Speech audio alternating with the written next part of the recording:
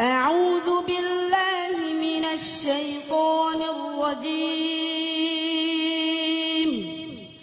بسم الله الرحمن الرحيم.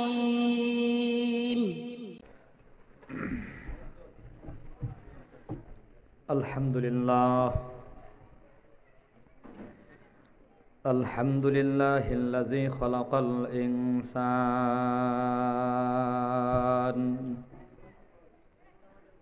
وعلمه البيان ونشهد أن لا إله إلا الله ولا خالق إلا الله ولا مالك إلا الله ولا رازق إلا الله وحده لا شريك له ونشهد أن سيدنا وسندنا وحبيبنا وطبيب قلوبنا ومولانا محمدا عبده ورسوله صلى الله تعالى عليه وعلى آله وأصحابه وبارك وسلم تسليما كثيرا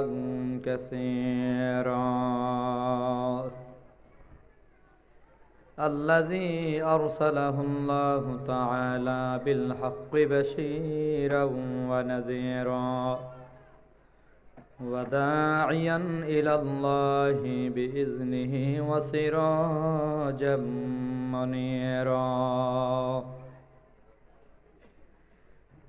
أما بعد فأعوذ بالله من الشيطان الرجيم بسم الله الرحمن الرحيم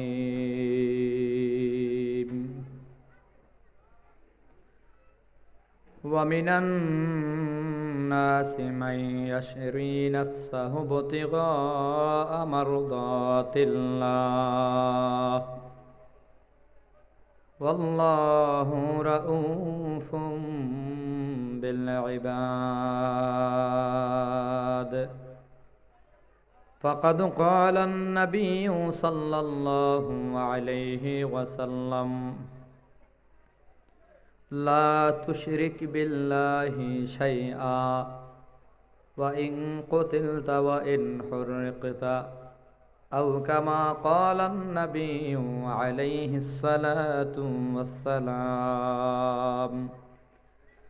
صدق الله العظيم وصدق رسوله النبي الكريم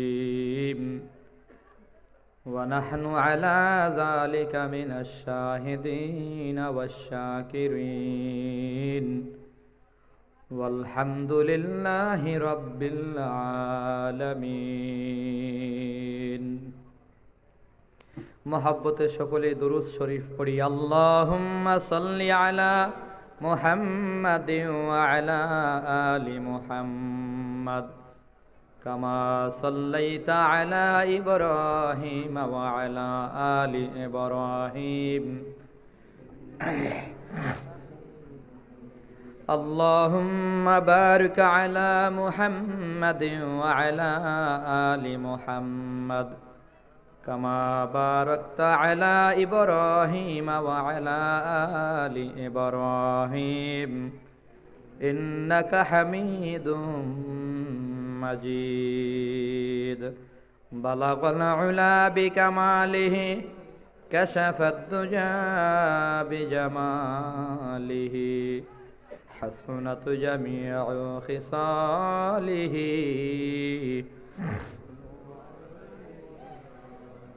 توحید کی امانت سینوں میں ہے ہمارا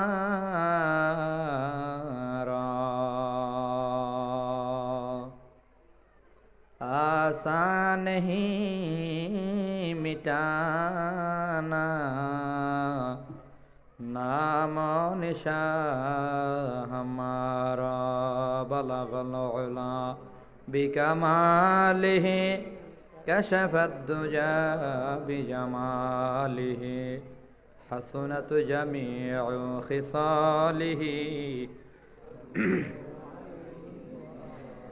ला इलाहा इल्लल्लाह ला इलाहा इल्लल्लाह ला इलाहा इल्लल्लाह ला इलाहा इल्लल्लाह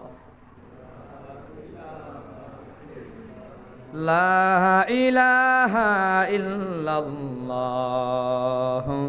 मुहम्मदुर रसूलुल्लाह सल्लल्लाहु अलैहि वसल्लम। अल्हम्दुलिल्लाह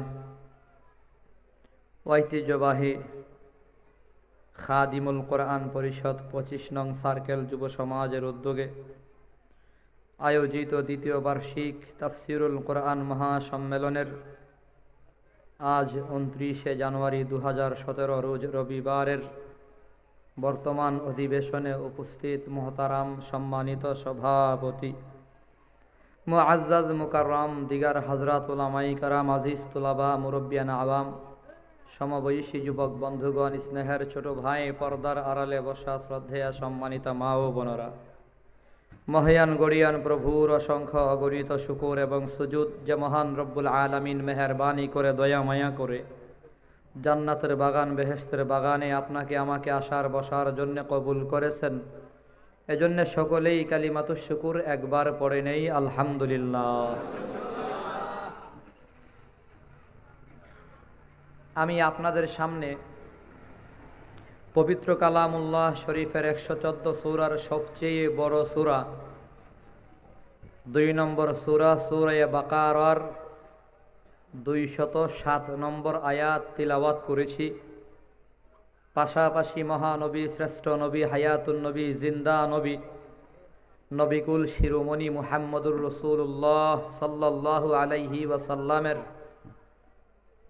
আহাদিসে ভান্ডার থেকে এক টুকরা হাদিস বিশেষ পেশ করেছি। অতি অল্প সময়ে জরুরি কিছু কথা বলার ইচ্ছা রাখি। আল্লাহ আমাকে বলার তৌফিক দেন, আপনাদেরকে শোনার তৌফিক দেন, সকলেই বলে আমিন। তিলাওয়াতকৃত আয়াতের সাদামাটা অর্থটা এরকম, আল্লাহ বলতেছেন কিছু লোক নিজেদের জান বাজি রেখে জীবন বাজি রেখে আল্লাহকে রাজি করেছেন, আল্লাহর রেজামন্দি তারা হাসিল করেছেন। ওয়াল্লাহু রাউফুম বিল ইবাদ, এবং আল্লাহ রব্বুল আলামিন তার ওই সমস্ত বান্দাগুলোর উপরে বড়ই মেহেরবান, বড়ই দয়াবান। আল্লাহ বলতেছেন কিছু মানুষ নিজেদের জীবন বাজি রেখে আল্লাহকে রাজি করেছেন। আল্লাহকে রাজি করেছেন জীবন দিয়ে। কি দিয়ে? জোরে বলেন না। আল্লাহকে রাজি করেছেন কি দিয়ে? জীবন দিয়ে। কাকে রাজি করছেন? আল্লাহকে বেজার করে কবরে যাওয়া যাবে? আল্লাহকে রাজি করেই কবরে যেতে হবে। আর এজন্যই আল্লাহ বলেন, উপমা হিসেবে আল্লাহ সাহাবাই কেরামদেরকে পেশ করেছেন। কিয়ামত পর্যন্ত আনেওয়ালা যত উম্মত দুনিয়ায় আসবে সকলের জন্যে আল্লাহকে রাজি করার দৃষ্টান্ত উপমা হলো সাহাবাই কেরাম। কারণ নবীর সাহাবাই কেরাম আল্লাহকে রাজি করেই কবরে গেছেন। এজন্যই তাদেরকে বলা হয় রাদিয়াল্লাহু আনহুম ওয়া রাদু আন। নবীর সাহাবা আজমাইনদের উপর আল্লাহ খুশি। নবীর সাহাবাই কেরামের উপর কে খুশি? আল্লাহ খুশি। সমস্ত সাহাবীর উপরে, একজনও বাকি নাই। এজন্যই তো নবী সমস্ত সাহাবাই কেরামের কথা এইভাবে বলেছেন, আসহাবি কান নুজুম। আমার সমস্ত সাহাবী যারা, আমার সাথী যারা, এরা আকাশের তারকার নেই। বিআইয়িহিম ইকতাদাইতুম ইহতাদাইতুম।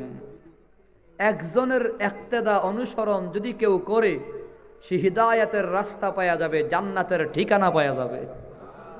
আর জোরে বলুন সুবহানাল্লাহ। কেন? কই ওনাদের উপর আল্লাহ রাজি।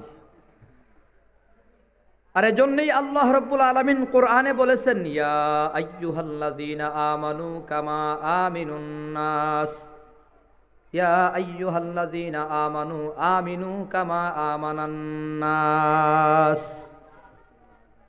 আল্লাহ বলতেছে, হে ঈমানওয়ালারা, তোমরা ঈমানওয়ালাদের মতো ঈমান আনো। আমরা যারা মুমিন বলে দাবি করি, মুসলমানের ঘরের মুসলমান হিসেবে আমরা ঈমানদার বলে দাবি করি, আল্লাহ ঈমানদার হিসেবেই আমাদেরকে ডাক দিছেন। ডাক দিয়ে বলতেছেন, ইয়া আইয়ুহাল্লাযীনা আমানু আমিনু কামা আমানান নাস। আল্লাহ রাব্বুল আলামিন বলে, হে ঈমানওয়ালারা, তোমরা তোমাদের ঈমানটাকে বানাও ঈমানওয়ালাদের মতো। মুফাসসিরিনে কেরাম বলেন, ঈমানওয়ালাকে ঈমানওয়ালাদের মতো ঈমান বানাইতে বলছেন। তার মানে আমরা যারা ঈমানদার, আল্লাহ আমাদেরকে বলছেন সাহাবাই কেরামদের মতো ঈমানটাকে বানাবার জন্যে। ইয়া আইয়ুহাল্লাযীনা আমানু, হে ঈমানওয়ালা, আমিনু, ঈমানটা আনো, কামা আমানান নাস। ওই যে ঈমান আনছে আবু বকর, আবু বকরের মতো ঈমান আনো। হযরত ওমরের উপর ওমরের মতো ঈমান আনো। হযরত উসমান আলীর মতো ঈমান ওয়ালারা তোমরা তোমাদের ঈমানটাকে আনো। তার মানে হলো সাহাবা আজমাইনদের ঈমানের মতো মজবুত ঈমান বানাও, মজবুত ঈমান বানাও। সাহাবাই কেরামের মতো মজবুত ঈমান যাদের হয়ে যাবে, আল্লাহ যেমন সাহাবাই কেরামের উপর রাজি হয়ে গেছে, এমন মজবুত ঈমানদার যে হবে তার উপরেও আল্লাহ রাজি হয়ে যাবে। বলুন সুবহানাল্লাহ। সাহাবাই কেরামের উপর আল্লাহ রাজি, সাহাবা আজমাইনদের মতো যাদের ঈমান হবে তাদের উপরও আল্লাহ হয়ে যাবে রাজি। সুবহানাল্লাহ জোরে কর। তো আল্লাহকে রাজি করেছেন সাহাবাই কেরাম। সাহাবাই কেরাম, এ নবীর উম্মত, নবীর সাহাবাই কেরামের উপর আল্লাহ রাজি এমনিতেই হয় নাই। সাহাবাই কেরাম আল্লাহকে রাজি করছে। আল্লাহ কত রাজি হয়েছে খবর কি জানো? হযরত বিলাল রাদিয়াল্লাহু তাআলা আনহুর খবর নিয়ে দেখো। পয়গম্বরের সাহাবী বিলাল, মানুষ কালো হইলে, এ নবীর উম্মত, মানুষ কালো হইলে তার হাতের তালুটা সাদা হয়, কিন্তু বিলাল রাদিয়াল্লাহু আনহুর হাতের তালু পর্যন্ত কালো ছিল। এত কালো সাহাবী হওয়ার পরও আল্লাহ পাক কত রাজি হয়ে গেল, কত রাজি। আমার আপনার নবী সাহাবা আজমাইনদের সামনে বয়ান করতেছে। আল্লাহর নবী মেরাজে গেছেন, জান্নাতের ভিতরে ঘুরতেছেন। মেরাজে গিয়া জান্নাতের ভিতরে ঘুরতেছেন। পয়গম্বর হঠাৎ করে শুনে জান্নাতের ভিতর আরেকজনের পায়ের আওয়াজ শোনা যায়। কে হাঁটে কে? আরে জিবরাইল। জান্নাতের ভিতর আরেকজনের পায়ের আওয়াজ পাওয়া যায়, দেখা যায়। উনি কে? জিবরাইল বলে, পয়গম্বর, উনি হলো আপনার কালো বেলালের পায়ের আওয়াজ। নবী মেরাজে গিয়া কালো বিলালের পায়ের আওয়াজ জান্নাতের ভিতর শুনতে পাইছে। সুবহানাল্লাহ জোরে কর। কালো হইলে কি হবে? দিলটা তো সাদা ছিল। আর আমার মাওলা তো দিলের দিকেই তাকায় আছেন। ইন্নাল্লাহা লা ইয়ানজুরু ইলা সুওয়ারিকুম ওয়া আমওয়ালিকুম ওয়ালাকিন ইয়ানজুরু ইলা কুলুবিকুম ওয়া আমালিকুম। আপনার আমার নবী বলেন, আল্লাহ রাব্বুল আলামিন মানুষের চেহারার দিকে তাকায় না। আল্লাহ রাব্বুল আলামিন মানুষের মালের দিকে তাকায় না, ধন দৌলতের দিকে তাকায় না, রূপের দিকে তাকায় না। মাওলা কোথায় তাকায় আছে? ওই মানুষের অন্তরের দিকে, কলিজার দিকে আল্লাহ পাক তাকায় আছেন। কলিজাটা যদি সাদা হয়, ওই বান্দাটার দাম আল্লাহর কাছে বেশি হবে, আর কলিজার ভিতরে ময়লা থাকলে আল্লাহর কাছে তার দাম হবে না। কালো বিলাল, উপরে যদিও কালো, দিলটা বড় সাদা ছিল, যার কারণে আল্লাহ তার দাম বাড়াইয়া দিছে। কত দাম বাড়াইছে জানো? আমার আপনার নবী বলেন বিলাল রাদিয়াল্লাহু তাআলা আনহুর ব্যাপারে, হাসরের ময়দানে লক্ষ লক্ষ মানুষ জমা হয়ে যাবে, কোটি কোটি অসংখ্য অগণিত মানুষ যখন হাসরের ময়দানে জমা হবে, হাসরের ময়দানে সব মানুষের ভেতরে সকলের মাথার উপর দিয়া কালো বিলালের সিনা দেখা যাবে। বলুন সুবহানাল্লাহ। বেলাল আল্লাহর কাছে তো দামি হয়ে গেছে কেন? কই বিলালের উপর আল্লাহ রাজি হয়ে গেছে। কে রাজি হয়েছেন? আরো জোরে কন্যা ভাই। বিলালের উপর আল্লাহ রাজি, আল্লাহ রাজি। কে রাজি? আরো জোরে বলেন কে? আল্লাহ যদি রাজি হয়, এ নবীর উম্মত, দুনিয়ার কোনো মানুষ তার ক্ষতি করতে পারবে না, সম্মান কমাইতে পারবে না, ইজ্জত কমাইতে পারবে না। আমার মাওলা যদি ইজ্জত দিতে চায়, দুনিয়ার মানুষ বেইজ্জত করতে পারবে না। আমার মাওলা বিলালের উপর রাজি হয়ে গেছে, যার কারণে বিলালের দাম এত বেশি হয়ে গেছে। কেন আল্লাহ রাজি হয়েছেন ভাই? কেন মুসলমান জানো কি ভাই? রাজি হওয়ার একটাই মাত্র কারণ, বিলাল রাদিয়াল্লাহু তাআলা আনহু যখন উমাইয়ার গোলাম ছিল, কালিমাটা গ্রহণ করেছে, লা ইলাহা ইল্লাল্লাহ যখন পড়েছে, উমাইয়া বেতের আঘাত শুরু করেছে, উমাইয়া বিভিন্ন রকমের অত্যাচার জুলুম শুরু করেছে। কালো বিলালের পিঠের ভিতরে চাবুকের আঘাত, রক্ত বের হয়ে গেছে। এ নবীর উম্মত, জীবনটারে বিসর্জন দেওয়ার পথে চলে গেছে। কালো বিলালের জিহ্বার ভিতরে গরম পেরেক ঢুকাইয়া দিছে। গরম পেরেক ঢুকাবার পর লা ইলাহা ইল্লাল্লাহ ছাড়ে নাই, আমার আল্লাহকে ছাড়ে নাই। এ নবীর উম্মত, জিহ্বাটা ছিদ্র হয়ে গেল। এবার আজান অশুদ্ধ হয়ে গেল।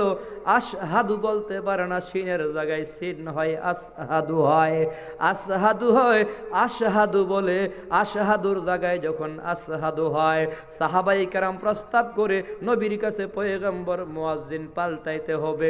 নতুন মুয়াজ্জিন নিয়োগ দিছে, সুন্দর সুরেলা কণ্ঠের মুয়াজ্জিন আজান দিতে আছে, কিন্তু ফজরের সময় তো হয় না, ফজরের সময় তো হয় না। জিবরাইল আমিন চলে আসছে, ইয়া রাসূলুল্লাহ, ইয়া হাবিবাল্লাহ, এতক্ষণ পর্যন্ত ফজরের আজান হয় না কেন?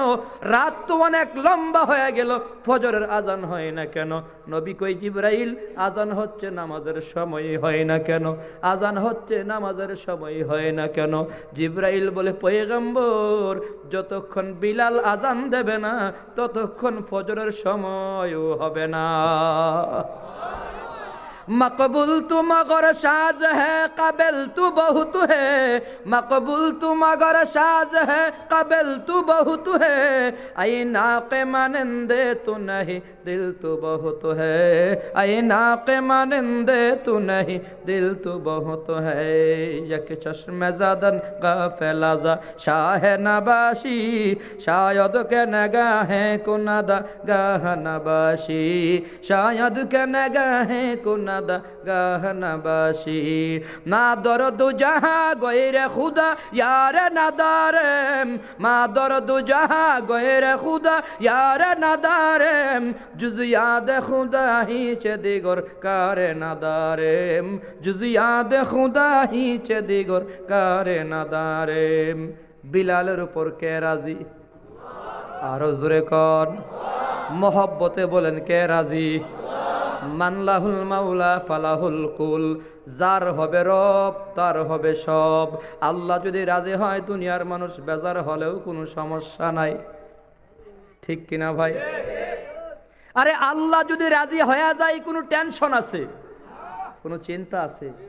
কোনো ভাবনা আছে? ভয় নাই, ভীতি নাই, টেনশন নাই, চিন্তা নাই, যদি মাওলা রাজি হয়।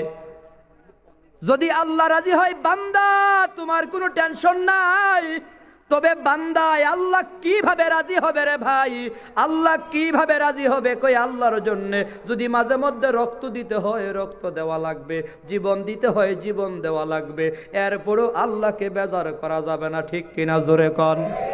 আমার নবী বলে উম্মত লা তুশরিক বিল্লাহি শাইআ ওয়া ইন কুতিলতা ওয়া ইন হুররিকতা, যদি তোমারে কতল করে ফেলা হয়, যদি তোমারে আগুনে ফেলে দেওয়া হয়, এরপরও বলতে হবে লা ইলাহা ইল্লাল্লাহ, আল্লাহ ছাড়া কোনো মাবুদ নাই, লা রাযিকা ইল্লাল্লাহ, আল্লাহ ছাড়া রিজিক দেনওয়ালা কেউ নাই, লা খালিকা ইল্লাল্লাহ, আল্লাহ ছাড়া কোনো খালেক নাই, লা মালিকা ইল্লাল্লাহ, আল্লাহ ছাড়া কোনো মালিক নাই, আমার সব কিছুর একমাত্র মালিক কে? আল্লাহ হলেন সব কিছুর মালিক। সুস্থ করবার মালিকও, অসুস্থ করবার, সন্তান দেওয়ার, জোরে কন্যা ভাই, শান্তি দেওয়ার ক্ষমতা, রিজিক দেওয়ার ক্ষমতা কার? আরে ভাই জোরে কোন, রিজিক দেওয়ার ক্ষমতা কার? রিজিকের মালিক কে? কত আগে আল্লাহ রিজিক বানাইছে বান্দা তুমি জানো? কত আগে আল্লাহ রিজিক বানাইছে? পয়গম্বর বলে মাখলুকের বানাবার আগে, তার মানে তোমারে আমারে বানাবার আগে, তোমাকে আমাকে বানাবার আগে, কত আগে, কত আগে, নবী কই 50,000 বছর আগে আল্লাহ তোমার আমার রিজিক বানায়া রাখছে। আর জোরে কন্যা সুবহানাল্লাহ। তাইলে পেরেশানি কিসের? এত পেরেশানি কেন আসে? দোকানদারি করি, আজান হচ্ছে, নামাজ পড়তে পারি না। সিএনজি চালাইতে আসি, আজান হচ্ছে, নামাজ পড়তে পারি না। রিক্সা চালাইতে আসি, আজান হচ্ছে, নামাজ পড়তে পারি না। কৃষি কাজ করতেছি, আজান হচ্ছে, নামাজ পড়তে পারি না। কেন? একটাই মাত্র কারণ, এখনো ঈমান নামের রশ্মিটা বেশ দুর্বল, এখনো ইয়াকিন পুরাপুরি হয় নাই, ঈমান পাক্কা হয় নাই। সাহাবায়ে কেরামের ঈমান এত মজবুত ছিল, আজান হইছে, সব কাছ থেকে ঈমানের রশ্মি টান দিয়া তাদেরকে মসজিদে হাজির করে দিছে। যারা কোন সুবহানাল্লাহ। কিন্তু আমরা পারি না কেন? আমাদের ঈমান বড় দুর্বল। ঈমানটারে সবল বানাবার জন্য মেহনত করা লাগবে। দাওয়াতে তাবলীগের মেহনত, 3 চিল্লার মেহনত। কথা কোন ঠিক কিনা? 3 চিল্লার মেহনতে ঈমান শক্ত হয় না দুর্বল হয়? ঈমান সবল হয় না দুর্বল হয়? ঈমানটারে সবল করবার জন্যই তাবলীগের মেহনত।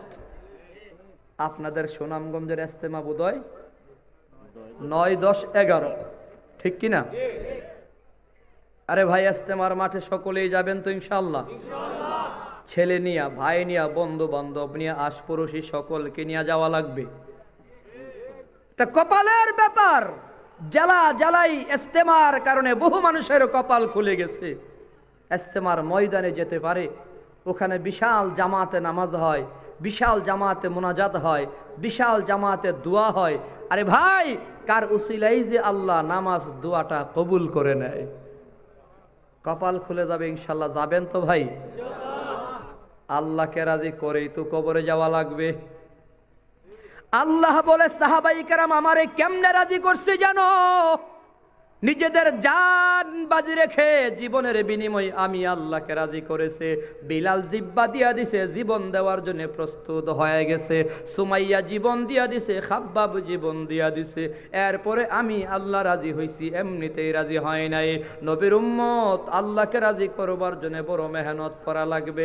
যুগে যুগে মুমিন ঈমানের পরীক্ষায় পাস করেছে, ফেল করে নাই। ঈমানের পরীক্ষায় আল্লাহকে ছাড়ে নাই, আল্লাহকে সাথেই রেখেছে।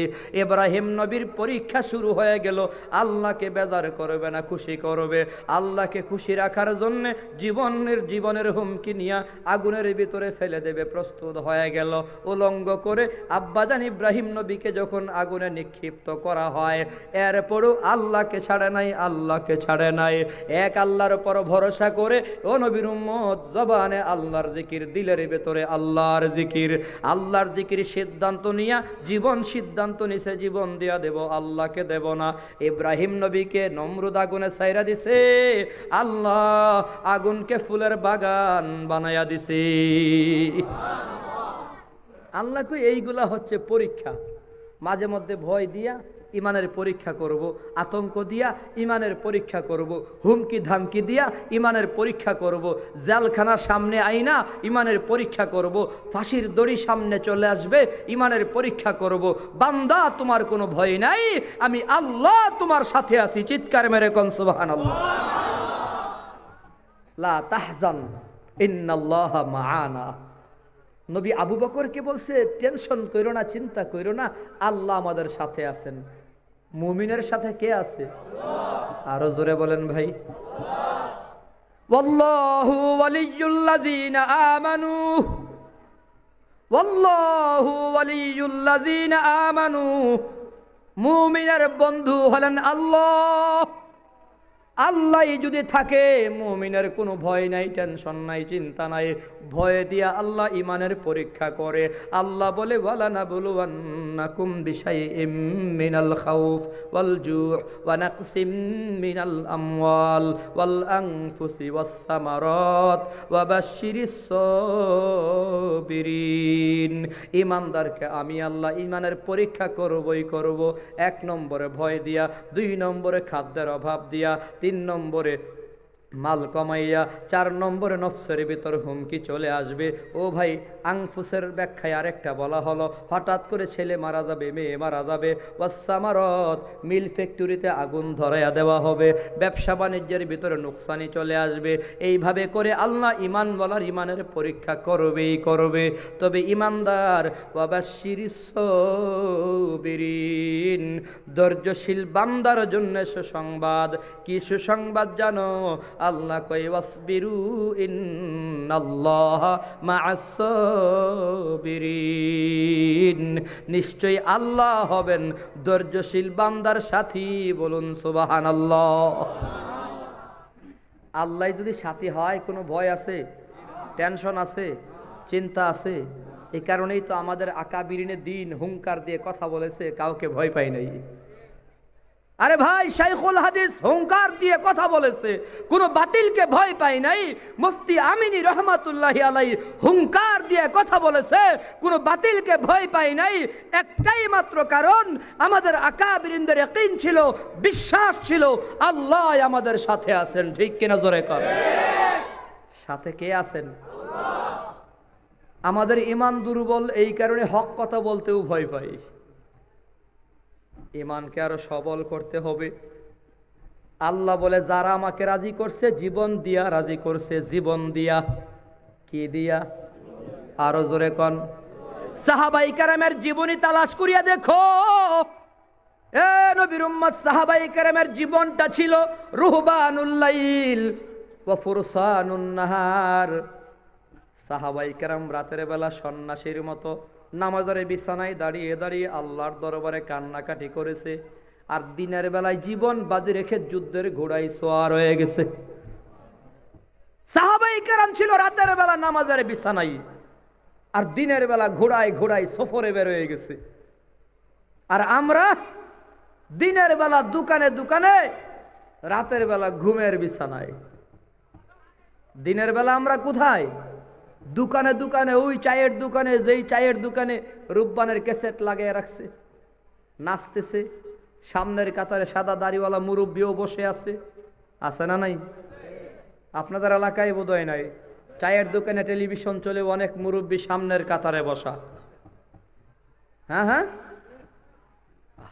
কোন কোন যুবকে যখন খারাপ সিন বা দৃশ্য চলে আসে, দোকানওয়ালাকে ডাক দেখো, এই বেয়াদব, একটু টাইনা দেস না। মুরব্বীরা সামনে বসা, মুরব্বী কয়, এই আস্তে কথা কয়, টানবি না, মজাই তো লাগতেছে। চা কি কম খাইছি নাকি? আছে না নাই? আমরা দিনের বেলায় দোকানে দোকানে, আর রাতের বেলা ঘুমের বিছানায়। সাহাবায়ে কেরাম দিনের বেলা যুদ্ধের ঘোড়ায় ঘোড়ায়, রাতের বেলা নামাজের বিছানায়। বলুন সুবহানাল্লাহ। এমনিতে আল্লাহ রাজি হয়ে গেছে, ঘুমায়া ঘুমায়া, খায়া খায়া আল্লাহকে রাজি করছে। বিখ্যাত এক সাহাবী, নাম তার সাঈদ বিন আমের আল জুমাহি রাদিয়াল্লাহু আনহু, তার নাম সাঈদ বিন আমের আল জুমাহি। হেমসের গভর্নর, রাষ্ট্রপতি হলেন হযরত ওমর রাদিয়াল্লাহু আনহু। অর্ধেকটা পৃথিবীর শাসক ওমর রাদিয়াল্লাহু তাআলা আনহুর জামানায় একটা রাজ্যের প্রধান, রাজ্য প্রধান গভর্নর নাম হলো সাঈদ বিন আমের আল জুমাহি। ওই গভর্নর যেই এলাকার, হেমস থেকে কিছু লোক ওমরের দরবারে আসছে। বড় আশ্চর্য রকমের ঘটনা। ওই এলাকা থেকে কিছু লোক ওমরের দরবারে আসছে। ওমরের দরবারে ওমর রাদিয়াল্লাহু তাআলা আনহু বলে, এই হেমসের নাগরিকেরা, তোমাদের হেমস নগরে গরিব মানুষদের একটা লিস্টি আমাকে দাও। একটা লিস্ট যদি আমারে করে দাও, আমি গরিবদের মাঝে কিছু বন্টন করতে চাই, কিছু দরিদ্রদের কিছু অনুদান দিতে চাই। লিস্ট করেছে 100 গরিবের নাম। একটা রাজ্য থেকে কেন্দ্র সরকার প্রধান, কেন্দ্রীয় সরকার প্রধান ওমরের কাছে 100 গরিবের লিস্টি দিলেন। ওমর রাদিয়াল্লাহু তাআলা আনহু 100 গরিবের লিস্টি হাতে পায়া পড়তেছেন। তাকায় দেখে 1 নম্বরে লেখা সাঈদ বিন আমের আল জুমাহির নাম। খেয়াল করেন, লিস্টি কি ধনীর না গরিবের? 100 ধনী না গরিব? এর ভিতরে 1 নম্বর গরিব হলো সাঈদ বিন আমের আল জুমাহি, যিনি হলেন এলাকার গভর্নর, মানে টোটাল এই রাজ্যের নেতা, আমির। আমির হলো 1 নম্বরের গরিব। উনি কি মেম্বার, চেয়ারম্যান, এমপি, মন্ত্রী? কই না, না, প্রধানমন্ত্রী পর্যায়ের একটা পজিশন। প্রধানমন্ত্রী পর্যায়ের পজিশন। আমাদের দেশে তো রাজ্য নাই, এ কারণে রাজ্য প্রধান আমরা বুঝি না। ভারতে রাজ্য আছে, বিভিন্ন রাজ্যে বন্টন করা। রাজ্য সরকার প্রধান একজন আছে, আর কেন্দ্রীয় সরকার প্রধান আরেকজন আছে। অনেক রাজ্য অনেক রাজ্য প্রধান থাকে। তো অর্ধেকটা পৃথিবীর শাসক হলেন ওমর। উমর হলেন খলিফা, আমিরুল মুমিনিন, আর তিনি হলেন আমির হেমস, হেমসের নেতা। 1 নম্বরের গরিব। আমাদের দেশের মেম্বার, চেয়ারম্যান হইলেই তো মিয়া কয়েকদিনে আঙ্গুল ফুলে কলা গাছ। কথা কন ঠিক কিনা? আছে না নাই? আর এত তাড়াতাড়ি রাতারাতি ধনী হয় কেমনে? আঙ্গুল ফুলে কলা গাছ। ওই একটাই পথ। গরিবের নামে যদি 100 বস্তা চাউল পাস করানো যায়, 80 বস্তা চুরি হয়। আরে কথা কয় না কেন? চুরি হয় কি হয় না? সমাজের ভেতরে চুরের অভাব নাই। মেম্বার, চেয়ারম্যান থেকে নিয়ে এমপি, মন্ত্রী, রাষ্ট্রপতি পর্যন্ত স্বাধীনতার 44 বছরের ভিতরে বাংলার জমিনে অনেকগুলো বড় বড় চুরের কারণে বাংলার আজ অবনতি, উন্নতি হয় না। কথা বলুন ঠিক কিনা? আরে চুর আছে না নাই? আওয়ামী লীগ, বিএনপি, জাতীয় পার্টি সব দল মাইখা একসাথে ভালো করে নজর করে তাকায় দেখেন, চুরের অভাব নাই। কথা বলুন ঠিক কিনা? বেজার হন নাকি আবার? আরে চুর আছে না নাই? আমরা চুর বলতে পারি না কেন? ওই 2টা কারণে। 1 নম্বর হইল এরা চালাক চুর। চুরি করে কলমের গুতাই। 3 কোটি টাকা চুরি করে, জানার পরেও বলতে পারি না। কেউ জানে না, আবার কেউ জানলেও বলতে পারে না। জানি না এই কারণে বলতে পারি না। জানলে বলতে পারি না কেন? ইমান বড় দুর্বল। ইমান দুর্বল, প্রতিবাদ করতে জানি না। কিন্তু সাহাবায়ে কেরামের ইমান কত মজবুত দেখেন। রাষ্ট্রপতি ওমর সিংহাসনে বসে বক্তব্য দিতেছেন, মসজিদে নববীর মিম্বরে বসে বয়ান করতেছেন।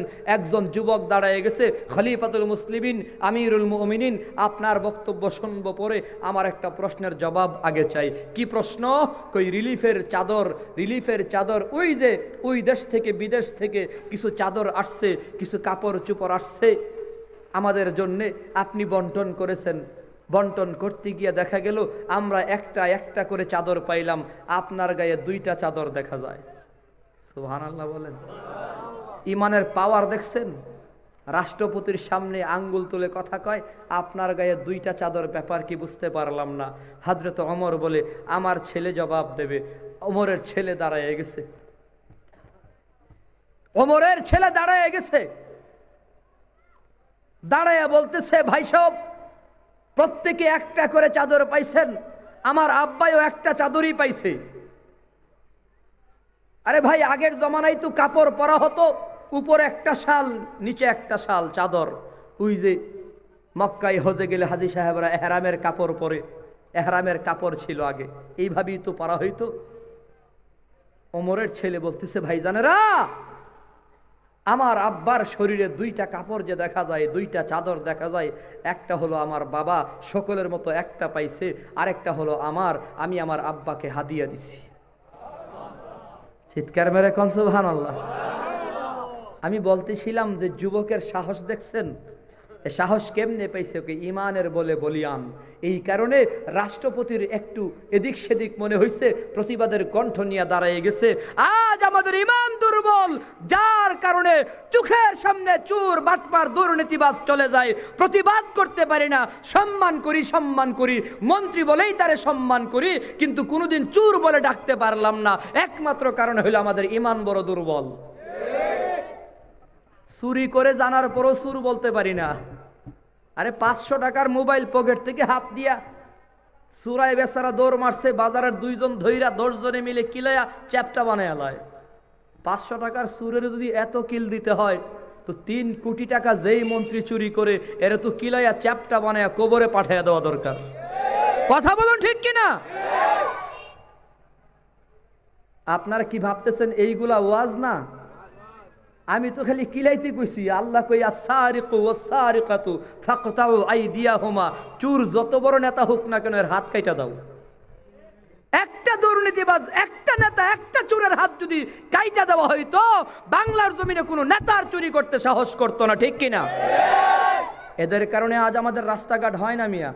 ঢাকা টু সিলেট 4 লেন হওয়ার কথা বহু আগে, কয়েকদিন আগেও, বেশি দিন হয় নাই। আমাদের মুরব্বীদের কাছ থেকে জিজ্ঞাসা করে দেখেন না, মুরব্বীরা সাক্ষী, সৌদি আরব আমাদের কাছ থেকে সাহায্য নিয়ে চলছে।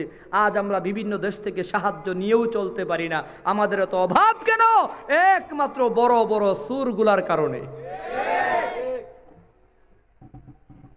কোরআনে সুরের বিরুদ্ধে আয়াত নাজিল হইছে, এই কারণে আমি সুরের বিরুদ্ধে কিছু বললাম। যেই সুর হোক না কেন আল্লাহকে হাত কেটে দাও। একটার যদি হাত কাটা হইতো আর কেউ চুরি করতো? কথা বলেন না ভাই। কেউ ভাববেন না, আবার খারাপ চিন্তা করবেন না যে হুজুর কি রাজনীতি করে নাকি। আমি রাজনীতি করি নাই, দলমত নির্বিশেষে বলছি, যেই কোনো দলের হোক না কেন আল্লাহকে এর হাত কেটে দাও। তোমার ছেলেও যদি হয় তাহলেও হাত কাটো, তাহলেই দেশে উন্নয়ন হবে, উন্নতি হবে, দেশ পিছিয়ে থাকবে না, এগিয়ে যাবে। সুবহানাল্লাহ জোরে কন। বলতেছিলাম 1 নম্বরের গরিব সাঈদ বিন আমের আল জুমাহি, তিনি হলেন দেশের নেতা, রাজ্যের নেতা। উনি 1 নম্বরের গরিব। হযরত ওমর দেখা, কাগজ দেখা জিজ্ঞাসা করে, আমির হুকুম ফকির হুকুম, তোমাদের আমির, তোমাদের নেতা ফকির। লোকেরা জবাব দিচ্ছে এইভাবে, আমিরুনা আফকারুনা, আমাদের নেতা হচ্ছে আমাদের মধ্যে 1 নম্বরের ফকির, কিচ্ছু নাই তার ঘরে, এত অভাবী নেতা, গরিব। কয় কি? হযরত ওমর সৈনা দূতকে ডাক দিছে, এদিকে আসো। দূতের মাধ্যমে 1000 স্বর্ণের দিরহাম প্যাকেট করে একটা চিঠি লিখে পাঠিয়ে দিছেন। দূত চিঠি আর 1000 স্বর্ণের দিরহাম নিয়া ওই সাঈদ বিন আমের আল জুমাহির কাছে হাজির হইয়া চিঠি হাতে দিছেন, 1000 দিরহাম হাদিয়া দিছেন। উনি হাদিয়া পাইয়া চিঠি হাতে নিয়া চিৎকার মেরে পড়তে লাগলেন, ইন্না লিল্লাহি ওয়া ইন্না ইলাইহি রাজিউন, ইন্না লিল্লাহি ওয়া ইন্না ইলাইহি রাজিউন। আপনারা বলেন এটা কি ইন্না লিল্লাহ পড়বার জায়গা? কথা কয় না। আরে হাদিয়া পাইয়া কেউ ইন্না লিল্লাহ কয়? মগর কম হইলে মনটা বেজার হয়, বেশি হইলে খুশি। সাহাবী হাদিয়া পাইয়া বলতেছে, ইন্না লিল্লাহি ওয়া ইন্না ইলাইহি রাজিউন। আল্লাহ বলেন, আল্লাযীনা ইযা আসাবাতুহুম মুসিবা ক্বালু ইন্না লিল্লাহি ওয়া ইন্না ইলাইহি রাজিউন। অমুকের বাবা অমুক মারা গেছে, মাইকের ভেতরে এলান হয় ইন্না লিল্লাহি পড়া হয়। অমুকের ছেলে অমুক মারা গেছে, এই কথা বইলা ইন্না লিল্লাহ পড়া হয়। ইন্না লিল্লাহ সুখের সংবাদে না দুঃখের সংবাদে? আরো জোরে কন, সুখের না দুঃখের? আরে ভাই, ছেলে হইলে কই আলহামদুলিল্লাহ, ছেলে মারা গেলে কই ইন্না লিল্লাহ, হাদিয়া পাইলে কই আলহামদুলিল্লাহ, টাকা হারায়া গেলে কই ইন্না লিল্লাহ। ঠিক কিনা ভাই? কিন্তু সাহাবীর জীবন ভিন্ন। দুনিয়াওয়ালা ভালো করে শুনো, সাঈদ বিন আমের আল জুমাহি হাদিয়া পাইয়া ইন্না লিল্লাহি ওয়া ইন্না ইলাইহি রাজিউন পড়ার পরে উনার বিবি ওনাকে ডাক দেয়া কই, স্বামী আমার কি হয়ে গেল? আপনি এত আওয়াজে চিৎকার মেরে ইন্না লিল্লাহি ওয়া ইন্না ইলাইহি রাজিউন পড়লেন। হাল কুতিলা ওমর, বিবি জিজ্ঞাসা করে, ও স্বামী আমার ওমর কি শহীদ হয়ে গেল? ওমর কি শহীদ হয়ে গেল? হেমসের নেতা সাঈদ বিন আমের আল জুমাহি জবাব দেয়, বিবিরে বালিল আমরু আযামু মিন যালিক, এর চেয়ে মারাত্মক রকমের বড় ঘটনা ঘটে গেছে। মহিলা ঘাবড়ায়া গেল, এবার জিজ্ঞাসা করে, স্বামী আমার হাল কুতিলাল মুসলিমুনা ফিল মাআরাকা, মুসলমান কি যুদ্ধের ময়দানে শহীদ হয়ে গেল নাকি? স্বামী বেচারা জবাব দেয়, বালিল আমরু আযামু মিন যালিক, এ বিবি আমার এর চেয়ে মারাত্মক ঘটনা ঘটে গেছে। এ নবীর উম্মত একটু ভাইবা দেখো, উমর শহীদ হয়ে গেছে, এর চেয়ে মারাত্মক ঘটনার কি হইতে পারে? সমস্ত মুসলমান শহীদ হয়ে গেছে, এর চেয়ে মারাত্মক ঘটনার কি হইতে পারে রে বাবা? মুসলমান নবীর উম্মত সাহাবীকে জিজ্ঞাসা করে তার বিবি, ও স্বামী আমার কি এমন ঘটনা ঘটে গেল? ওমরের চেয়েও মারাত্মক ঘটনা, সমস্ত মুসলমান মারা যাবে, এর চেয়েও মারাত্মক ঘটনা, সঙ্গীন ঘটনা। জবাব দিতে আছে, বিবিরে উদখিলাত আলাইয়া দুনিয়া, আমার মাঝে দুনিয়া প্রবেশ করেছে, দুনিয়া চলে আসছে, আমার হাতে দুনিয়া চলে আসছে আখিরাত ধ্বংস করে দেওয়ার জন্য। এ নবীর উম্মত সাহাবায়ে কেরাম দুনিয়ার ধন ও সম্পদকে মনে করত আখিরাত বুঝই ধ্বংস করার জন্য আমার ঘরে দুনিয়া চলে আসছে, দুনিয়ার মাল ও সামানকে আখিরাত ধ্বংসকারী বস্তু মনে করত। আজকে আমরা দুনিয়ার এত পাগল, দুনিয়ার পাগল হইয়া আখিরাতের কথা বলিয়া গেলাম, দুনিয়ার পাগল হইয়া কবরের কথা বলিয়া গেলাম, দুনিয়ার পাগল হইয়া আজ আমরা আল্লাহর কথা বলে গেলাম, মাওলার কথা বলে গেলাম। ও নবীর উম্মত সাহাবায়ে কেরাম দুনিয়াকে নিজের জীবন ধ্বংসকারী মনে করত, আখিরাত ধ্বংসকারী মনে করত। 1000 দিরহাম হাদিয়া পাইয়া ইন্না লিল্লাহ পরে বিবিরা ডাক দেখো, এ বিবি হাল তুইনিনি আলা যালিক, এই ব্যাপারে আমার একটু সাহায্য করবি নাকি? অবশ্যই আপনাকে সাহায্য করব, কি এমন সাহায্য করা লাগবে? সাঈদ বিন আমের আল জুমাহি বলে, বিবি আমি ঘরে ঢুকার আগে এই টাকাগুলা হেমসের গরিব মানুষের মাঝে বন্টন করে দিয়া আয়। সাহাবায়ে কেরাম দুনিয়াতে গেছিল, আমরা দুনিয়ার পাগল হইলাম। আল্লাহর নবীর হাদিস পড়লে তো মনে হয় যে আমাদের দেখে দেখে নবী হাদিস বয়ান করছেন। আমি আপনাদের কথা বলি না, আমি আমার কথাই বলি। ও নবীর উম্মত, আপনাদের চেয়ে বেশি দুনিয়ার লোভ লালসা আমার অন্তরের ভিতরে, দোয়া চাই, ভিক্ষা চাই আল্লাহর কাছে। বিশ্বাস করি নবীর উম্মত, ওই যে দাওয়াতে তবলিগের ভিতরে যুবক বের হইয়া 3 চিল্লার দাওয়াত মানুষের দেয়, দাড়ি রাখার দাওয়াত মানুষের দেয়, নামাজের দাওয়াত মানুষের দেয়, বেনামাজি যুবক 3 চিল্লাই গিয়া মানুষকে দাওয়াত দিতে দিতে দিতে দিতে নিজে একদিন নামাজি হয়ে যায়। ঠিক কিনা জোরে কর? কই দাওয়াত দিলে ও অন্তরের ভিতরে প্রভাব পড়ে, আমলের কথা বলতে বলতে নিজের অন্তরে আমলের মজা ঢুকে যায়। এ মুসলমান ভাই, এই কারণে বলি দুনিয়া ত্যাগী না হয়ে কবরে যাওয়ার কোনো সুযোগ নাই। দুনিয়াটা সাথে যাবে না, অন্ধকার কবরে শুধু আমল যাবে, আমল। আমার আপনার নবী বলেন, সায়াতি জামানুন আলা উম্মতি ইউহিব্বুনা খামসা ওয়া ইয়ানসাউনা খামসা, এমন একটা সময় আসবে আমার উম্মত 5টা জিনিসকে মহব্বত করবে, 5 জিনিসকে ভুলে যাবে। ইউহিব্বুনাদ দুনিয়া ওয়া ইয়ানসাউনাল আখিরা, দুনিয়াকে মহব্বত করবে, আখিরাতকে ভুলে যাবে। ওয়া ইউহিব্বুনাল খালকা ওয়া ইয়ানসাউনাল খালিক, মাখলুকের মহব্বত করবে, খালেকের কথা ভুলে যাবে। ওয়া ইউহিব্বুনাল মালা ওয়া ইয়ানসাউনাল হিসাব, মালের মহব্বত করবে, হিসাবের কথা ভুলে যাবে। ওয়া ইউহিব্বুনাজ যুনুবা ওয়া ইয়ানসাউনাত তাওবা, গুনাহকে মহব্বত করবে, উম্মত তওবার কথা ভুলে যাবে। ওয়া ইউহিব্বুনাল কুসুরা ওয়া ইয়ানসাউনাল মাকবারা, উঁচা উঁচা বিল্ডিং মহব্বত করবে, কবরের কথা ভুলিয়া যাবে, কবরের কথা ভুলিয়া যাবে। এ নবীর উম্মত সাঈদ বিন আমের আল জুমাহি 1000 দিরহাম হাদিয়া পাইয়া বিবিরে কয় গরিবের মাঝে বন্টন করে দিয়ায়। গরিবের মাঝে বন্টন করে দিল। দুধ দেখে দেখে অবস্থা দেখা গিয়া ওমরের কাছে বয়ান করে। ওমর রাদিয়াল্লাহু তাআলা আনহু সইনা কয় চলো চলো আমি ওমর তারে একটা নজর দেখতে যাব। আল্লাহু আকবার। ওমরে বলে তার এক নজর দেখা দরকার। কেমন সাহাবী এটা, দুনিয়ায় লাথি মারছে। আহারে দুনিয়াতে কি দেখার জন্য রাষ্ট্রপতি ওমর আসবে? হ্যান্ডসে খবর হয়ে গেছে, হাজার লক্ষ মানুষ জমা হয়ে গেছে। একটা চেয়ারে বসছে হযরত ওমর, আর একটা চেয়ারে বসছে ওই যে এলাকার নেতা, যেই নেতা 1 নম্বরের গরিব। লক্ষ কোটি মানুষ জমা হয়ে গেল, রাষ্ট্রপতি আসছে। তো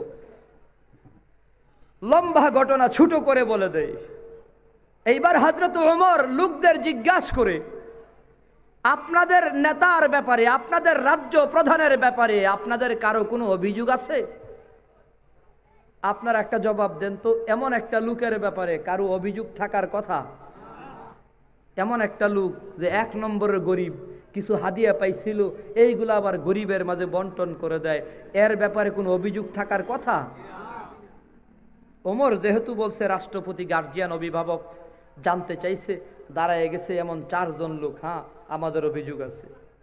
আপনার কি অভিযোগ? 1 নম্বরে উনি বলতেছে আমার অভিযোগ হলো উনি দিনের বেলা আমাদের সাথে কথা বলে, দিনে আমাদের খেদমত করে, দিনে খোঁজ খবর নেয়, নেগরানি করে, কিন্তু রাতের বেলা দরজা লাগায় ঘুরে থাকে, গেলে আমাদেরকে পাত্তাই দেয় না, কথা বলে না, খবর নেয় না। হযরত ওমর জিজ্ঞাসা করে কি ব্যাপার, দিনে আপনি মানুষের সেবা করেন, রাতে মানুষের খবর নেন না, কারণটা কি? সাঈদ বিন আমের আল জুমাহি বলে আমিরুল মুমিনিন, এটা গোপন বিষয় বলার ইচ্ছা আমার নাই, তবে যেহেতু আমি আসামির কাঠগড়াই, জনগণ আমার বিরুদ্ধে মামলা দায়ের করেছে, অভিযোগ পেশ করেছে, আমি যদি অভিযোগ খণ্ডন না করি তাহলে আমি অভিযুক্ত আসামি হয়ে গেলাম, অপরাধী হয়ে গেলাম। এই কারণে আমার বলতেই হবে। আমিরুল মুমিনিন জবাবে বলতেছেন কাসসামতু হায়াতি বাইনাল খালিক ওয়াল মাখলুক, কাসসামতু হায়াতি বাইনাল খালিক ওয়াল মাখলুক। আমিরুল মুমিনিন, আমি আমার হায়াতটাকে 2 ভাগ করিয়া দিছি, অর্ধেক মানুষের জন্যে, বাকি অর্ধেক সময় রব্বে কারিমের জন্যে। আমি অর্ধেক সময় দিলাম মানুষের জন্যে, বাকি অর্ধেক দিলাম মানুষ বানানেওয়ালা আল্লাহর জন্যে, আরশে আজিমের মালিকের জন্যে, আহকামুল হাকিমিনের জন্যে। আমি আমার হায়াতটাকে 2 ভাগ করেছি, দিনের বেলা মানুষের খেদমত করি, রাতের বেলা আল্লাহ পাকের দরবারে রুনাজারি করি। রুহবানুল লাইল ফুরসানুন নাহার, এর নবীর উম্মত, এটা বড় জরুরি বয়ান, জরুরি নসিহত। জীবনে অনেক বয়ান শুনছো, অনেক ওয়াজ নসিহত শুনছো, এটা বড় জরুরি বয়ান যুবক ভাই। সাহাবী বলেন আমি আমার হায়াতটাকে 2 ভাগ করে দিলাম, সময়টাকে 2 ভাগ করে দিলাম। এটা বড় জরুরি নসিহত, সময়ের বন্টন করা। আজ আমার আপনার সময়ের বন্টন নাই, কিছু সময় আল্লাহকে দেওয়ার দরকার আছে না নাই? আরো জোরে বলেন আছে না নাই? আল্লাহ যদি বলতো বান্দা 24 ঘন্টায় আমি আল্লাহর গোলামি করবি, 24 ঘন্টায় নামাজে দাঁড়ায় থাকবি, 24 ঘন্টায় মাওলার গোলামি করতে আমরা বাধ্য হইতাম। কিন্তু মাওলা 24 ঘন্টা চাই নাই রে বান্দা। আল্লাহ কই বান্দা ফজর নামাজের সময় হাজিরা দিবি, জোহর নামাজের সময় হাজিরা দিবি, আসর মাগরিব এশার সময় হাজিরা দিবি, সর্বোচ্চ 1 থেকে 1.5 ঘন্টা সময় আমি আল্লাহকে দিবি। বাকি সময় তুই ঘুমাইবি, বাকি সময় তুই দোকানদারি করবি, ব্যবসা বাণিজ্য করবি, শ্বশুর বাড়ি বাড়াবি, বিবি বাচ্চাকে সময় দিবি, মিটিং মিছিলে সময় দিবি, রাজনীতি করবি, পলিটিক্স করবি, যা মনে চাই তা করবি। এরে বান্দা আমি আল্লাহ তোরে সময় দিলাম 1.5 ঘন্টা, শুধু আমি আল্লাহর জন্য বরাদ্দ রেখে বাকি সময়টুকুন তুই শুধু গুনার কাজ করবি না, গুনার কাজ করবি না, নেকের কাজের দরকার নাই, শুধুমাত্র মুবাহ কাজ করবি, যেটা করলে গুনাহও হয় না, সওয়াবও হয় না, তোর নিজের জন্য করবি। ঘুমাইবি, চা পান খাইবি, বন্ধু বান্ধবের সাথে খেলাধুলা করবি, কথাবার্তা বলবি, ব্যবসা বাণিজ্য বাণিজ্য করবি, বিবি বাচ্চা নিয়ে সময় দিবি।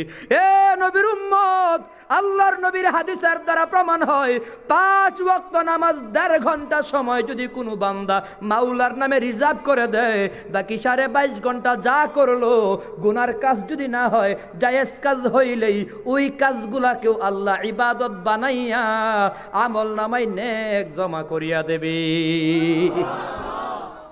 নামাজ পড়লে তোর ঘুমটাও ইবাদত হয়ে যাবে রে যুবক। 5 ওয়াক্ত নামাজ পড়লে তোর ক্রিকেট খেলাটাও ইবাদত হয়ে যাবে, ফুটবল খেলাটাও ইবাদত হয়ে যাবে, ক্যারাম বোর্ড খেলাটাও ইবাদত হয়ে যাবে।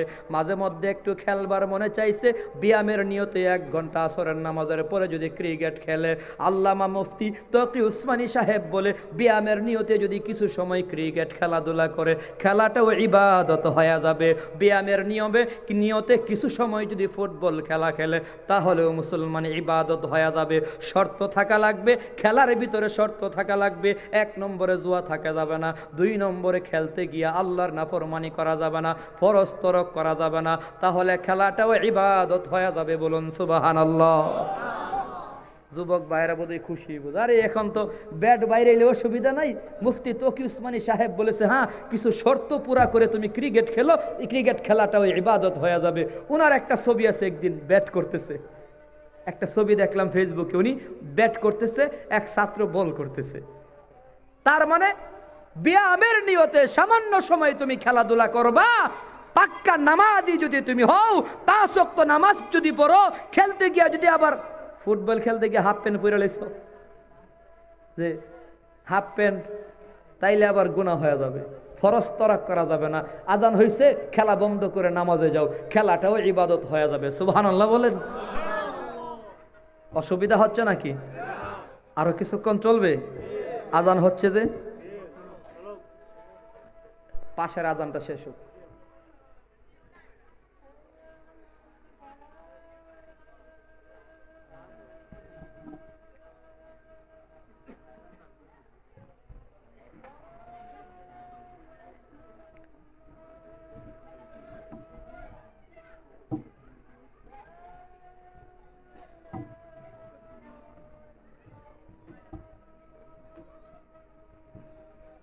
আল্লাহ ভাই, এখানে আজান হবে, নামাজ হবে, যথা সময় আজান হয়ে যাবে, নামাজ হবে। আমার 5-10 মিনিট লাগবে, কথাটা একটু শেষ করে দেই। বলতেছিলাম ভাইরে, 1.5 ঘন্টা মাত্র সময় 5 ওয়াক্ত নামাজ পড়তে। 5 ওয়াক্ত নামাজ ক্লিয়ার করে বাকি জায়েজ কাজ যদি তুমি করো, সেইগুলোও তোমার আমল নামায় ইবাদত হইয়া নেক জমা হয়ে যাবে। সুবহানাল্লাহ জোরে কোন। তাহলে আল্লাহকে কিছু সময় দেওয়ার দরকার আছে না নাই? মাত্র 1.5 ঘন্টা চাইছে, 1.5 ঘন্টা, 1.5 ঘন্টা আবার একসাথে চাই নাই, ভেঙে ভেঙে চাইছে। রাতে কিছু সময়, দিনের বেলা কিছু সময়, একসাথে চাইলে যে কি হইতো রমজান মাসে প্রমাণ হয়। রমজান মাসে 20 রাকাত তারাবি নামাজ নিয়া নামাজি গিয়া জিজ্ঞাসা করে মুয়াজ্জিন সাহেব, মসজিদে খতমে তারাবি না সূরা তারাবি? ওই আমাদের মসজিদে খতমে তারাবি। কই আসসালামু আলাইকুম, আমি নাই, খতমে তারাবির বেলায় নাই। আর একদল আছে আয়েশা দাবি করে তারাবি নামাজ 8 রাকাত। আরে 12 রাকাত চুরি করছে, আছে না নাই? এরা হইল বর্তমান জামানায় টপ লেভেলের নামাজ চোর এবং ইমান চোর। 8 রাকাত তারাবি যারা বলে এরা নামাজ চোর, টপ লেভেলের বাটপার। 20 রাকাত তারাবি নামাজ পড়তে আছে, এদের অসুবিধা কি? এ ভাই, যারা বলবে তারাবি নামাজ 8 রাকাত, আপনি বলবেন তারাবি শব্দ উল্লেখ করে 8 রাকাত কোন হাদিসের ভিতরে আছে? একটা হাদিস প্রমাণ দিয়া যা। তারাবি নামাজ 8 রাকাত এমন হাদিস পৃথিবীর কোনো হাদিস গ্রন্থে নাই। এরা বুখারীর নামে চালাইয়া দিছে এক হাদিস, ওই হাদিসে 8 রাকাতের কথা যেইভাবে আছে সেখানে তারাবি নামাজ নাই। নামাজটার নাম হইল সলাতুল লাইল, রাতের নামাজ। তারাবি নামাজ এক জিনিস, রাতের নামাজ আরেক জিনিস। সলাতুল লাইল হলো তাহাজ্জুদের নামাজ, তারাবি নামাজ হলো যেটা 20 রাকাত পড়া হয়, যেই নামাজের উপর উমর রাদিয়াল্লাহু আনহুর জামানায় সাহাবায়ে কেরাম, তাবেঈন সহ সকলে ইজমা হয়েছেন, ঐক্যবদ্ধ 20 রাকাত তারাবি সুন্নতে মুআক্কাদা।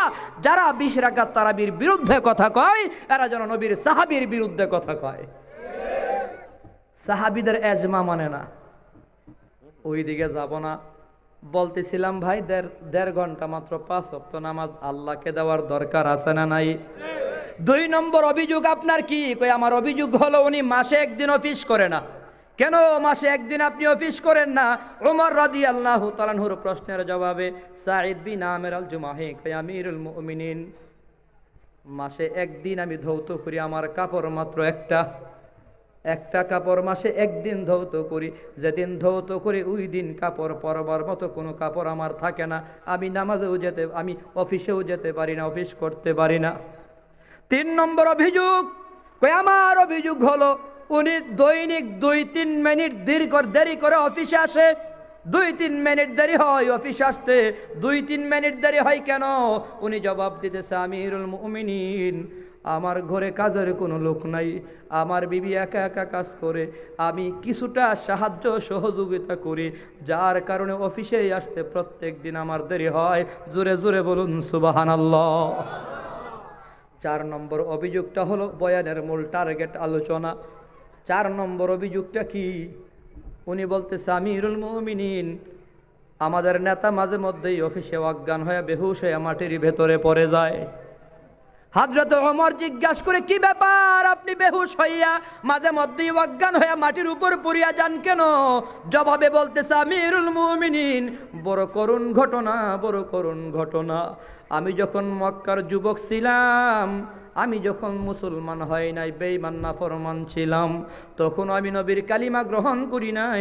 আমার নবী হিজরত করে মদিনায় চলে গেল, আমি মক্কার যুবক, একজন কাফের যুবক। এলান হয়ে গেল নবীর সাহাবী খাব্বাবের গ্রেফতার করা হলো, অমুক ময়দানে শাস্তি দেওয়া হবে। তামাশা দেখার জন্য আমিও হাজির হয়ে গেলাম। ময়দানে হাজির হয়ে দেখি খাব্বাবের উপরে কাফের বেঈমানের কত অত্যাচার, কত জুলুম, কত অন্যায় দেখলাম। শুধুমাত্র কালিমাটা পড়েছে, এটাই হলো তার অপরাধ। পড়েছে লা ইলাহা ইল্লাল্লাহ, লা ইলাহা ইল্লাল্লাহ। এর কারণে এত অত্যাচার, এত জুলুম তার উপরে করা হয়। এর নবীর উম্মত সাঈদ বিন আমির আল জুমাহি বলে যখন অত্যাচার দেখলাম, তারে জিজ্ঞাসা করে কাফের বেঈমানেরা, এই খাব্বাব বল, মরণের আগে তুই কি, তোর চাহিদা আছে কিনা বল, কি তোর চাহিদা? খাব্বাবে বলল 2 রাকাত নামাজ পড়বার সময় আমার দে। 2 রাকাত নামাজ পড়বার সময় দেওয়া হলো। 2 রাকাত নামাজের নিয়তে খাব্বাব নামাজে দাঁড়িয়ে গেল। আমি যুবক তাকায় দেখলাম খাব্বাব এত মজা করে নামাজ পড়লো, এত মায়া, এত দয়া নিয়ে নামাজ পড়েছে, এত দরদ নিয়ে নামাজ পড়েছে, নামাজটারে এত সুন্দর করে আদায় করছে। এমন সুন্দর নামাজ আর এত সুন্দর নামাজি আমি আমার জীবনে আর কখনো দেখি নাই। এত মজার নামাজ, নামাজে দাঁড়ায় গেছে যেন মৌলার পাগল হয়ে গেছে। খাব্বাবের নামাজ এত সুন্দর, মকন সুসুতি নামাজে পাঞ্জেগানা, ফাওয়াইলুল লিল মুসাল্লিন আল্লাযিনা মুমিনারা, এই নামাজ ইমদাদ দা ইস্তাঈনু আয়াতে কুরআন বখা, আয়াতে কদ আফলাহার ইয়াদ কুন, গৌরে কুন্দর মানি আজ দিল সাদিকুন। সাহাবায়ে কেরাম দরদ নিয়ে নামাজ পড়তো রে ভাই। নামাজে দাঁড়াইলে দুনিয়ার কোনো খবর থাকতো না। ওরে নবীর উম্মত, তুমি আমি আজ নামাজের ভিতরে মনোযোগ দিয়া পড়তে পারলাম না, দোকানের কারণে নামাজে যেতে পারলাম না। যদিও নামাজে যায়, নামাজে দাঁড়ায়ও দোকানের হিসাব করি, ঠিক কিনা জোরে কর। 1 নম্বরে দেখলাম তার নামাজটা এত সুন্দর আর দেখি নাই। নামাজের সালাম ফিরাইয়া খাব্বাব কাফেরদের দিকে তাকায়া বলতেছে, আশ্চর্যের কথা, আমিরুল মুমিনিন খাব্বাব কাফের বেঈমানদের ডাইকা বলে, এই কুফারে মক্কার দল, ভালো করে শোন, আমি নামাজটাকে আরো লম্বা করতাম, নামাজটার আরো সুন্দর করে আদায় করতাম। লম্বা করি নাই, সুন্দর করি নাই, শর্টকাট নামাজটা শেষ করে দিলাম। কারণটা কি জানোস? একমাত্র কারণ হইল, নামাজ যদি লম্বা করি, তোরা মনে মনে ভাববি তোদের ভয়ে বোধহয় আমি নামাজটাকে লম্বা করেছি, আমি বোধহয় তোদের ভয়ে নামাজ লম্বা করছি। আমি তাড়াতাড়ি নামাজের সালাম ফিরাইয়া বুঝাইয়া দিলাম, তোদের মতো বেঈমানদের ভয় পাই না, মুমিন আল্লাহকে ছাড়া আর কাউকে ভয় করে না, ঠিক কিনা? আমি বুঝাইয়া দিলাম। সবচেয়ে বড় আশ্চর্যের খবর হলো আমিরুল মুমিনিন কাফের বেঈমান তারে শুলিতে চড়াইয়া প্রশ্ন করে, খাব্বাব তোরে মাফ করে দেওয়া হবে, তুই শুধু রাজি হয়ে যা, এই শুলিতে মুহাম্মদ নবীকে চড়ানো হবে। নাউজুবিল্লাহ, জোরে কোন। আরে মুহাম্মদ নবীকে শুলিতে চড়ানো হবে, তুই রাজি হলেই তোরে মাফ। খাব্বাব ব্যর্থ কণ্ঠে জবাব দিছে, ব্যর্থ কণ্ঠে ব্যর্থ ভাষায় জবাব দিছে, এই দুশমনানে রাসূল ভালো করে শুন, আমি মক্কায় শুলিতে চড়ানো আমার হাবিব হলো মদিনায়। মদিনায় আমার হাবিবের পায়ের নিচে একটা কাঁটা বিঁধে যাবে, সেটাও তো আমি সহ্য করতে পারবো না। এ নবীর উম্মত আশিকে রাসূল কারে কয়, আশিকে রাসূল কারে কয়, একটু খবর নিয়ে দেখো। আমার নবীর পায়ের ভিতরে কাঁটা বিঁধবে, সেটা শুনলেও তো আমি সইতে পারবো না। এ নবীর উম্মত জীবন দিয়া দিছে, নবীর মোহব্বত দেয় নাই, নবীর ভালোবাসা দেয় নাই, আল্লাহকে ছাড়া নাই, জীবন দিয়া দিছে, শহীদ হয়ে দুনিয়া থেকে বিদায় হয়ে গেছে। আমাদের সমাজে নবীর ইশক মোহব্বত আমাদের ভেতরে কেমন আছে? সাহাবীরা বলে পায়ের ভিতরে কাঁটা বিঁধবে, সইতে পারবো না। আর আমার আপনার সামনে নবীর বেঈমান, নবীর দুশমন, নবীর কত রকম গালাগালি করে। এর নবীর উম্মত যদি সত্যিকার অর্থে নবীর উম্মত হও, তাহলে সিদ্ধান্ত নেওয়া লাগবে। আর কোন বেঈমান জিহ্বাটা বের করে নবীকে যদি গালি দিতে চায়, ওই বেঈমানের জিহ্বা টান দিয়ে ছিঁড়ে ফেলতে হবে, ঠিক কিনা? এ নবীর উম্মত আশিকে রাসূল যদি হও, মাঝে মধ্যে নবীর জন্য মায়ের যদি খেতে হয়, মায়ের খাওয়া লাগবে। নবীর জন্য মায়ের খাইতে পারলে বোঝা যাবে তুমি আশেক। কিন্তু মায়ের খাওয়ার বেলায় নাই, বিরিয়ানির বেলায় আসো, মিষ্টির বেলায় আসো, হাদিয়ার বেলায় আসো, মুরিদের বাড়িতে বেড়ানোর বেলায় আসো, মুরগের রান খাওয়ার বেলায় আসো, কিন্তু নবীর জন্য কথা বললে মায়ের খাওয়া লাগবে, মায়ের খাবার বেলায় নাই। যারা এমন দাবি করে, তারা যদি দাবি করে আশেক, আশেক দাবি করে নবীর জন্য মায়ের খাওয়ার বেলায় নাই, এরা হলো আশেক নামের মস্ত বড় ভণ্ড। আছে না নাই? আশেক আশেক বলে লাফায়, কিন্তু নবীর জন্য মার খাইতে রাজি না, এর নামে ইশক। যদি নবীর জন্য মার খেতে হয়, জীবন দিতে হয়, তাহলে জীবন দিতে হবে, পিছপা হতে পারবে না, তাহলে আল্লাহ রাজি হবে, ঠিক কিনা? জোরে কোন। সাহাবায়ে কেরাম জীবন দিয়ে দিছে, আল্লাহকে দেয় নাই। এ কারণেই আল্লাহ কই, ওয়া মিনান নাসি মান ইয়াশরি নাফসাহু ইবতিগা মারদাতিল্লাহ ওয়াল্লাহু রাউফুম বিল ইবাদ। কিছু মানুষ নিজেদের জীবনের বিনিময়ে আল্লাহকে রাজি করেছেন, আল্লাহ তাদের উপর বড় মায়া, বড় দয়া, বড় মেহেরবান। বলুন সুবহানাল্লাহ। কত দয়া, কত মায়া, কত মেহেরবান আল্লাহ। আল্লাহ আরেক আয়াতে বলছেন, যারা জীবন দেবে এদের জন্য আমি আল্লাহর দয়া মায়া কত দেখো। ইন্নাল্লাযীনা ক্বালু রাব্বুনাল্লাহ, ইন্নাল্লাযীনা ক্বালু রাব্বুনাল্লাহ, আল্লাহ বলে নিশ্চয়ই যারা বলবে আমাদের রব আল্লাহ। আমাদের রবকে আয় জোরে বলেন, মোহব্বতে বলেন আমাদের রবকে। ইন্নাল্লাযীনা ক্বালু রাব্বুনাল্লাহ, নিশ্চয়ই যারা বলবে আমাদের রব আল্লাহ, সুম্মাস্তাকামু, মজবুত হয়ে যাবে, জীবন দেয়া দেবে, জীবন মরে যাবে, শহীদ হয়ে যাবে। ওয়ালা তাকুলু লিমান ইয়াকতালু ফি সাবিলিল্লাহি আমওয়াত, কই যারা আল্লাহর রাস্তায় জীবন দেয়া দেবে এরা মরে নাই, মরে নাই, মরেও অমর। আল্লাহ কই এমন ভাবে যারা আল্লাহর রাস্তায় জীবন দেবে, সুম্মাস্তাকামু, আল্লাহকে রব হিসাবে মজবুত হয়ে যাবে। সুম্মাস্তাকামু, মজবুত হওয়ার ব্যাখ্যায় মুফাসসিরিনে কেরাম বলেন জীবন দিয়া দেবে, দেহ দিয়া দেবে, মাথা দিয়া দেবে, শহীদ হয়ে যাবে, রব আল্লাহকে ছাড়বে না। শহীদ হয়ে গেলে কি হবে? তাতানাজ্জালু আলাইহিমুল মালাইকা, রহমতের ফেরেশতা চলে আসবে, আয়েশা বলবে আল্লাহ তাখাফু ওয়ালা তাহজানু ওয়া আবশিরু বিল জান্নাহ, ভয় নাই, চিন্তা নাই, জান্নাতের সুসংবাদ গ্রহণ করো। আল্লাতী কুনতুম তুআদুন,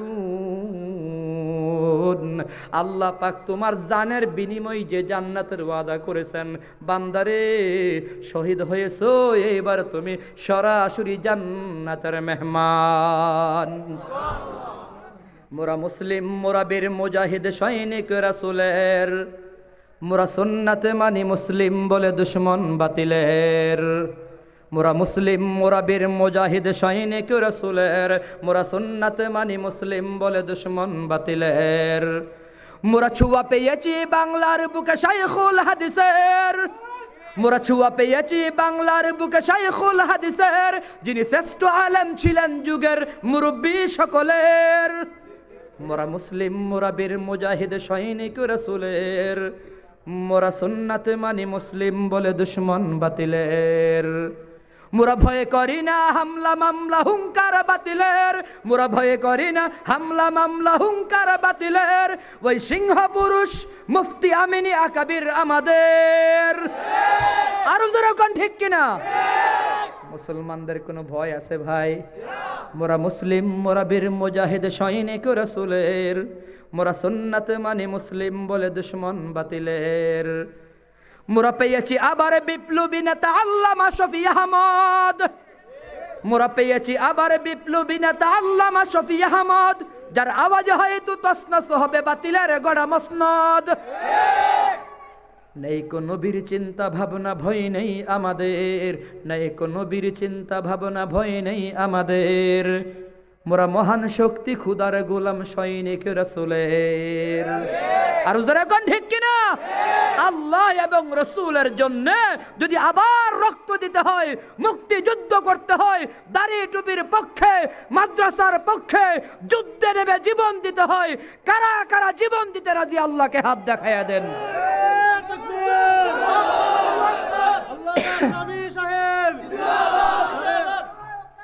আল্লাহ কবুল করুন, সকলে বলি আমিন। আবার যদি আসমান থেকে ফয়সালা হয়, আল্লাহ পাক আনেন, দেখা হবে, বয়ান হবে, দোয়া চাই সকলের কাছে। ওয়া আখিরু দাওয়ানা আনিল হামদুলিল্লাহি রাব্বিল আলামিন। আসসালামু আলাইকুম ওয়া রাহমাতুল্লাহি ওয়া বারাকাতুহু। বিসমিল্লাহির রহমানির রহিম। রব্বানা যালামনা আনফুসানা ওয়া ইল্লাম তাগফির লানা ওয়া তারহামনা লানাকুনান্না মিনাল খাসিরিন। ربنا آتنا في الدنيا حسنة وفي الآخرة حسنة وقنا عذاب النار. اللهم اغفر لنا ولوالدينا رب ارحمهما كما ربياني صغيرا. আয় আল্লাহ, এই মাহফিল তুমি কিয়ামত পর্যন্ত কবুল মঞ্জুর করিয়া নাও। আল্লাহ, এই এলাকার যুবক ভাইরা বড় মহব্বত করে দাওয়াত দিয়েছে মাওলা। লন্ডন থেকে এক ভাই বড় রিকোয়েস্ট করি আল্লাহ, যোগাযোগ করে মাহফিলের প্রোগ্রাম ফাইনাল করেছে মাওলা। আয় আল্লাহ, আমার এমন যত ভাই এলাকার ভাইয়েরা বিদেশে থাকে, প্রবাসে আছে মাওলা, সকলের কামাই রোজগারে বরকত দিয়া দাও। খাদিমুল কোরআন পরিষদের সকল সদস্যকে কবুল মঞ্জুর করিয়া নাও।